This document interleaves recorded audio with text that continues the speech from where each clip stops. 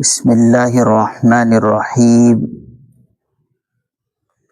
الحمد للہ وکفی وسلام علی عبادہ الذین اصطفى اما بعد فقد قال اللہ تبارک وتعالی فی القرآن المجید والفرقان الحمید فاعوذ باللہ من الشیطان الرجیم بسم اللہ الرحمن الرحیم والذین کفروا بعضهم اولیاء بعض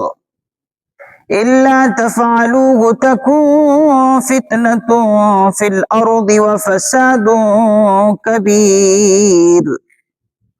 والذین آمنوا وهاجروا وجاهدوا في سبيل الله والذين آووا ونصروا أولئك هم المؤمنون حقا لهم مغفرة ورزق كريم والذين آمنوا من بعد وهاجروا وجاهدوا معكم فأولئك منكم وأولو الأرحام بعضهم أولى ببعض في كتاب الله إن الله بكل شيء عليم صدق الله العظيم والذین کفروا بعضهم اولیاء بعض، اور وہ لوگ جنہوں نے کفر اپنایا ہے وہ ایک دوسرے کے ولی وارث ہیں۔ بعضهم اولیاء بعض، وہ سب ایک دوسرے کے ولی وارث ہیں۔ الا تفعلوه تکن فتنہ، جو کچھ حکم دیا گیا اگر تم وہ کام نہیں کرو گے، وہ عمل نہیں کرو گے تو زمین میں بڑا فتنہ اور بڑا فساد برپا ہوگا۔ الا تفعلوه تکن فتنة فی الارض، جو کچھ حکم دیا گیا اگر تم اس پر عمل نہیں کرو گے تو ملک میں، زمین میں فتنہ اور بڑا فساد برپا ہوگا۔ مفسر نظام فرماتے ہیں کہ اس آیت کریمہ کا تعلق ان تمام احکام سے ہے جو اوپر کی آیتوں میں ذکر ہوا۔ اوپر کی آیتوں میں میراث کا حکم بیان ہوا، اور ساتھ ہی ساتھ اگر مسلمانوں کا کسی کافر قوم سے معاہدہ ہو جائے اور ایسی صورت میں مکے کے اندر کچھ مسلمان رہ جائے اور جو مدینے میں مہاجرین ہے ان سے مدد مانگے، اور مہاجرین کا جو پہلے ہی ہجرت کر چکے ہیں مدینے کی طرف، ان سے اگر کوئی مدد مانگی جائے تو اگر معاہدہ ہو چکا ہے قریش مکہ کے ساتھ کہ جنگ بندی ہے، نہیں لڑیں گے، تو ایسی صورت میں جو مسلمان مدد کی درخواست کیے ہیں مکے میں رہتے ہوئے، ان کی درخواست کو قبول نہیں کیا جائے گا، کیونکہ معاہدے کی خلاف ورزی ہوگی۔ تو اس سے بھی اس کا تعلق ہے۔ تو جو حکم اللہ نے بیان کیا، اگر اس حکم پر تم مسلمانوں عمل کرو گے تو فائدہ ہے، اور اگر تم اس پر عمل نہیں کرو گے تو کیا ہوگا؟ الا تفعلوه تکن فتنہ، تو پھر جان لو، تو پھر زمین میں جو فتنہ اور بڑا فساد برپا ہوگا، فساد پھیلے گا، اور اسلام امن و امان کا حکم دیتا ہے، فساد اور برپا کا حکم نہیں دیتا۔ والذین کفروا بعضهم اولیاء بعض، اس ٹکڑے کا بھی مطلب یہ ہے کہ جو کافر قریش مکہ میں ہیں ان کا تعلق اور اسی طریقے سے مدینے میں جو کافر ہیں ان کا تعلق وہ سب کے سب کیا ہے؟ برابر ہیں، یعنی کفر میں اور نفاق میں یہ سب کے سب کیا ہے؟ برابر ہیں۔ آگے فرما رہے ہیں والذین آمنوا وہاجروا وجاہدوا فی سبیل اللہ، اور وہ لوگ جو ایمان لے آئے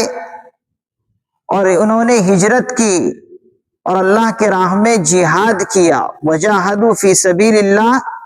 اور انہوں نے اللہ کے راہ میں جہاد کیا ہے، والذین آووا، اور وہ لوگ جنہوں نے ان کو ٹھکانہ دیا، مدینے میں آباد کیا، ونصروا، اور ان کی مدد کی، اولئک هم المؤمنون حقا، یہی لوگ سچے مومن کہلانے کے مستحق ہیں، لہم مغفرۃ ورزق کریم، ان کے لیے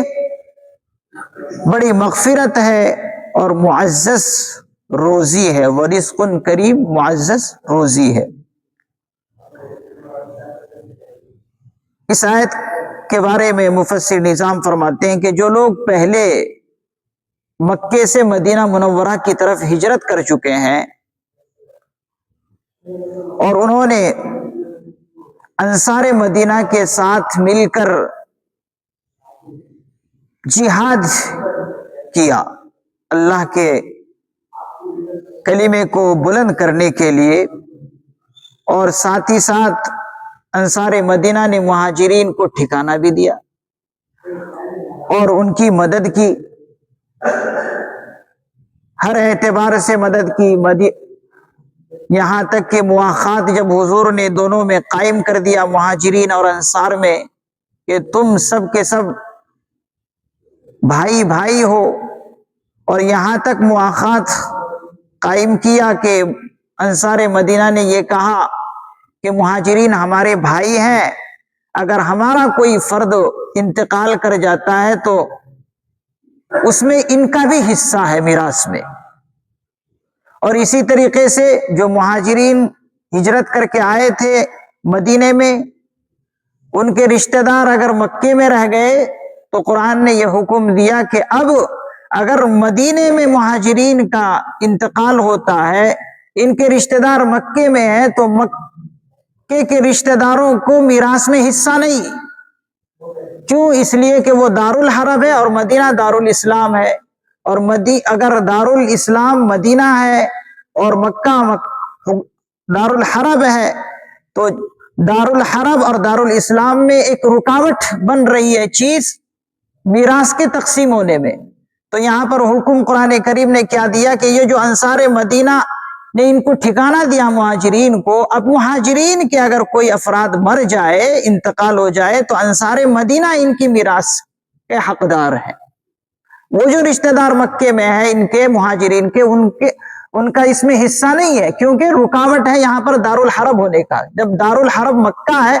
اور یہ دارالاسلام ہے تو دونوں میں ایک چیز رکاوٹ ہے، اس لیے قرآن کریم نے حکم دیا کہ انصار مدینہ کو ان کے میراث میں حصہ ملے گا۔ تو اسی کو فرمایا والذین آووا، یا انصار مدینہ نے ان کو ٹھکانہ دیا اور انہوں نے مدد کی، ہر اعتبار سے ان کو اپنے میراث میں حصہ دیا۔ اولئک هم المؤمنون حقا، فرماتے ہیں کہ یہی لوگ ہیں جو بغیر کسر کے اللہ کے حکم پر عمل کیا، یہی سچے مومن ہونے کے مستحق ہیں، کہلانے کے مستحق ہے۔ کہ اول مرحلے میں جیسے ہی اسلام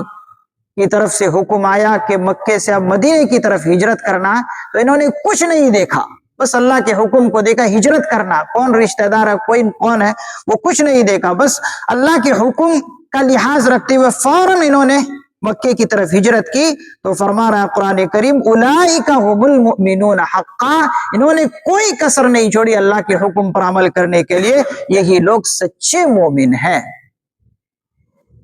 سچے مومن کہلانے کے مستحق یہی ہیں۔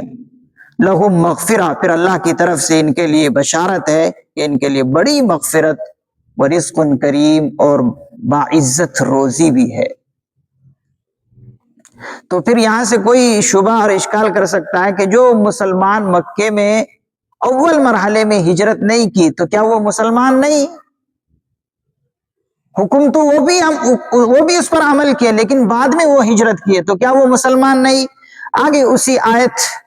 اگلی آیت میں اس شبے کو دور کر رہے ہیں، والذین آمنوا من بعد وہاجروا، اور وہ لوگ جنہوں نے ہجرت کی بعد میں، والذین آمنوا، اور وہ لوگ جنہوں نے ایمان قبول کیا بعد میں اور انہوں نے بعد میں ہجرت کی، وجاہدوا معکم، اور انہوں نے تمہارے ساتھ جہاد کیا مل کر، فاولئک منکم، تو وہ بھی تم میں سے ہے، یہ نہیں کہ وہ مومن نہیں۔ جو مہاجرین کے رشتہ دار مکے میں رہ گئے تھے اول مرحلے میں انہوں نے ہجرت نہیں کی، یا پھر کہہ لیے کہ بعد میں وہ مسلمان ہوئے،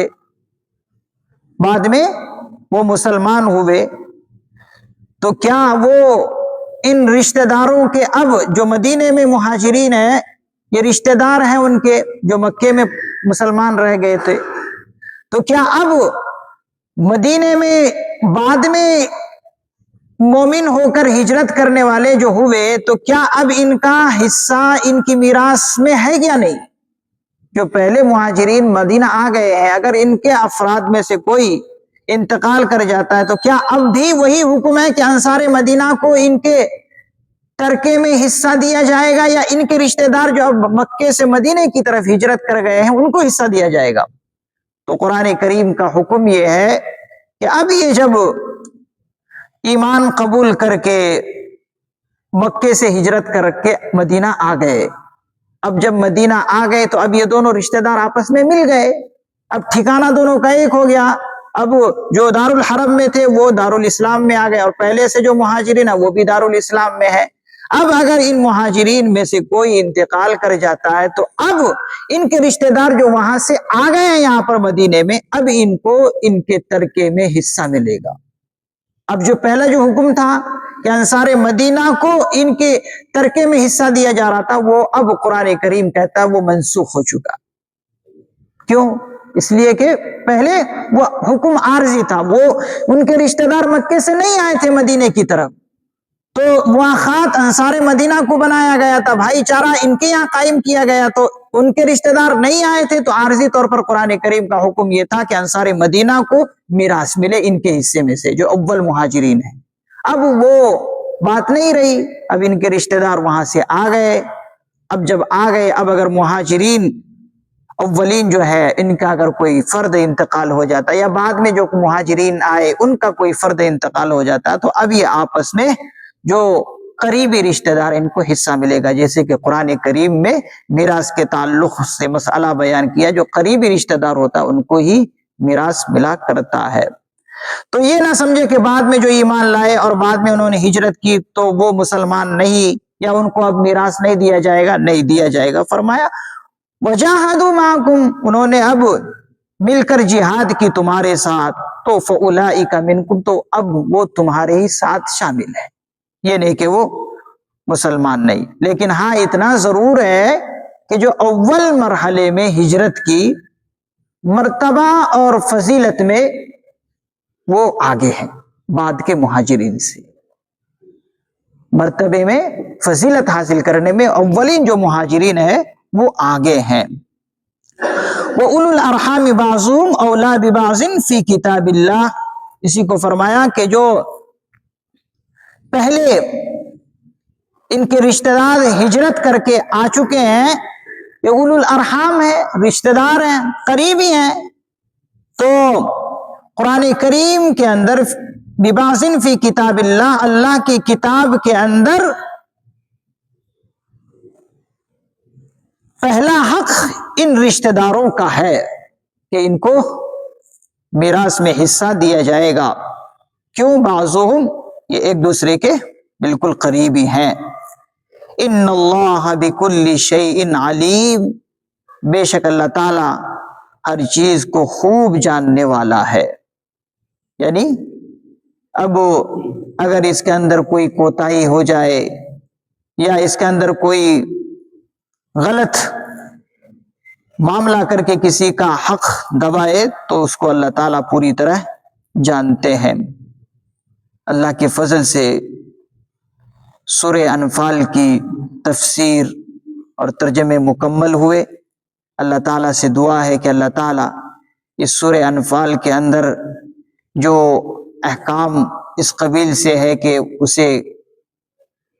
کرنے کا حکم ہے، تو اللہ تعالیٰ سے دعا ہے کہ اللہ تعالیٰ ہمیں ان احکام پر عمل کرنے کی توفیق عطا فرمائے، اور جو منہیات کے قبیل سے ہے اللہ تعالیٰ سے دعا ہے کہ اللہ تعالیٰ ہمیں اس سے بچنے کی توفیق نصیب فرمائے۔ آمین۔ سبحان اللہ و بحمدہ، سبحانک اللہم و بحمدک، ونشہد ان لا الہ الا انت، ونستغفرک ونتوب الیک۔ سبحان ربک رب العزت عما یصفون، وسلام علی المرسلین، والحمد للہ رب